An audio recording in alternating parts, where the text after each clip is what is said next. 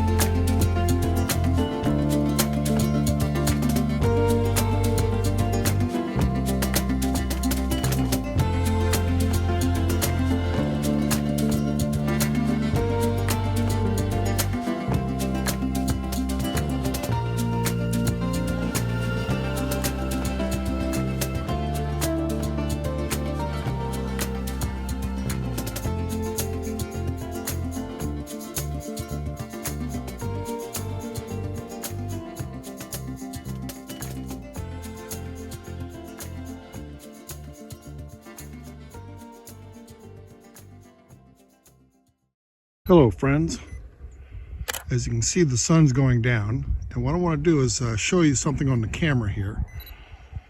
I've been shooting this for about almost 2 hours, and I've been shooting at a high f-stop at f18. You can see where it has 1/640th of a second at f18.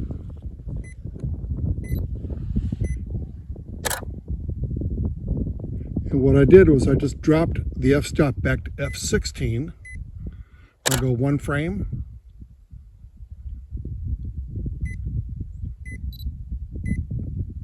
The second frame. And then on the third frame, or after the third frame, I'll bring it back another notch. You can see that we're at f14. So gradually it's bringing the aperture down and widening it so more light comes in. In the process, I'll lose the starburst effect around the sun.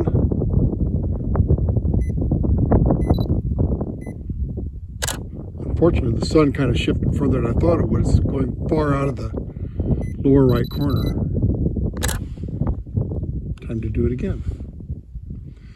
Anyway, that's how I ratchet this, and it'll take about another 3 or 4 minutes for me to get through this process. So I go every third frame and kick it back. Now it's at f13. Thanks for watching.